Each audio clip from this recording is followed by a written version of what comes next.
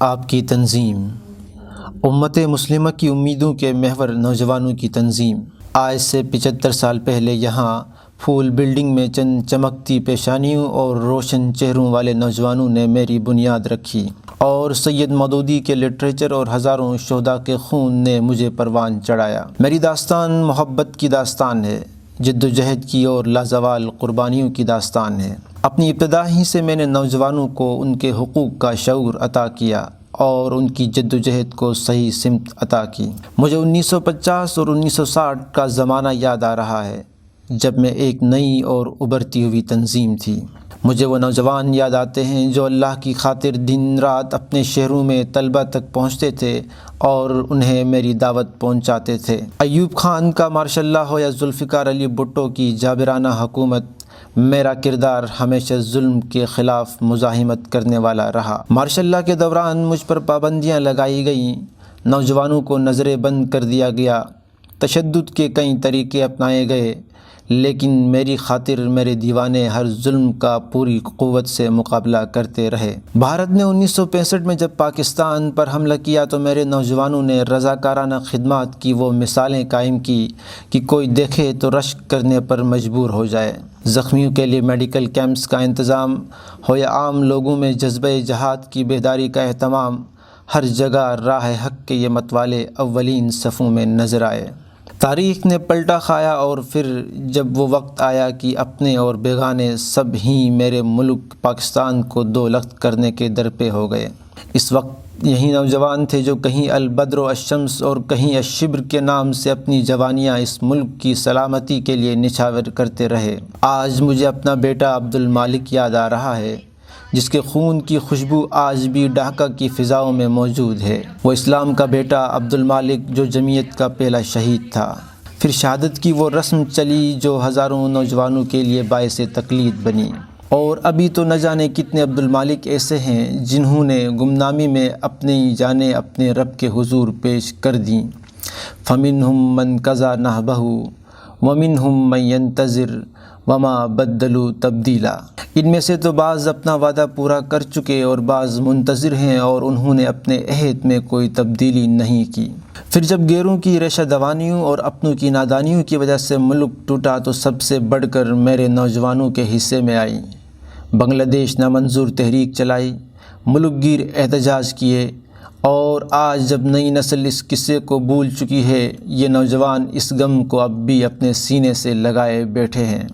جب اس ملک کے نظریے یا جغرافیے پر کسی نے بری نظر ڈالنے کی کوشش کی تو میں ان کے راستے کی دیوار بن گئی۔ قادیانیت نے جب اپنے پنجے گاڑنے کی کوشش کی تو میرے غیور نوجوانوں نے اپنے خون کا نذرانہ دے کر اس فتنے کے سامنے بند باندھا۔ نشتر میڈیکل کالج کے طلبہ کی قربانیوں سے شروع ہونے والی ختم نبوت کی تحریک پورے ملک کی تحریک بن گئی۔ ان نوجوانوں نے اس تحریک کے ہراول دستے کا کردار ادا کیا اور بالآخر یہ تحریک کامیابی سے ہمکنار ہوئی۔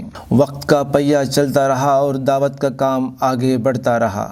کمیونزم اور سوشلزم کا طوفان آیا اور میرے ان نوجوانوں کے بلند حوصلوں سے ٹکرا کر ختم ہو گیا۔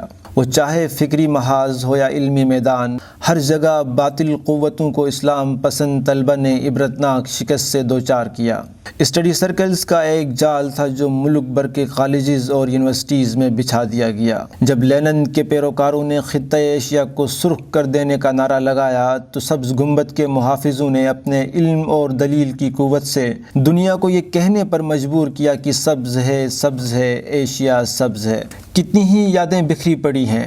طلبہ یونین کا خوبصورت دور جب طلبہ خود اپنے نمائندوں کو چنا کرتے تھے اور ارباب اختیار سے اپنا حق چھین لیا کرتے تھے۔ جب بھی یونینز کے الیکشن ہوئے طلبہ نے میرے نوجوانوں کا انتخاب کیا اور میں نے ملک بھر میں کئی بار کلین سویپ کیا۔ طاقت کے مراکز بلا طلبہ کی اس قوت کو کیسے برداشت کر سکتے تھے؟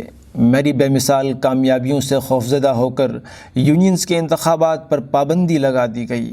کسی نے سوچا ہوگا کہ شاید یوں مجھے دبا دیا جائے گا، لیکن بھلا خدا کے نام لیواؤں کو بھی آج تک کوئی دبا سکا ہے؟ میرے نوجوانوں نے نئی راہیں تلاش کیں، از سر نو اپنے کارکنان کو منظم کیا، رہائشی علاقہ جات میں کام کے استحکام پر توجہ دی۔ آج جب کسی طلبہ تنظیم کا کوئی قابل ذکر وجود نظر نہیں آتا، میں اپنی پوری آب و تاب سے موجود ہوں اور اسلامی انقلاب کی طرف سے میرا سفر جاری ہے۔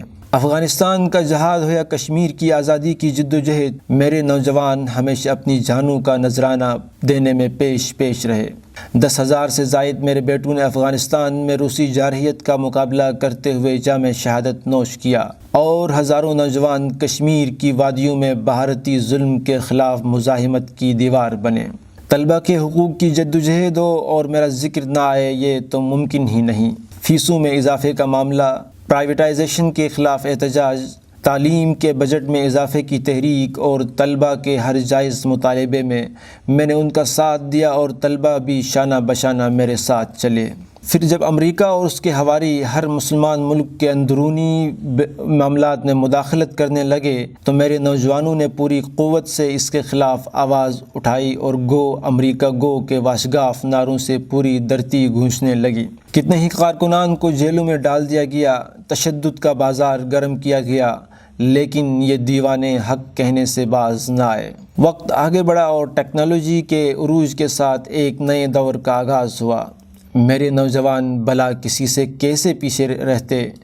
نئے دور کے نئے تقاضوں اور بدلتے رجحانات کو پہچان کر ترجیحات کا نئے سرے سے جائزہ لیا گیا، کام کے مواقع تلاش کیے گئے، بڑے پیمانے پر طلبہ تک دعوت پہنچانے کا اہتمام کیا گیا، مثبت تعمیری نعروں سے قوم کو امیدوں کا پیغام دیا گیا، میڈیا کے ٹول کے مؤثر استعمال کو یقینی بنایا گیا۔ اللہ کی زمین پر اللہ کے نظام کے نفاذ کا یہ سفر اب بھی پوری قوت سے جاری و ساری ہے۔ آج میری زندگی کے 75 سال پورے ہو رہے ہیں۔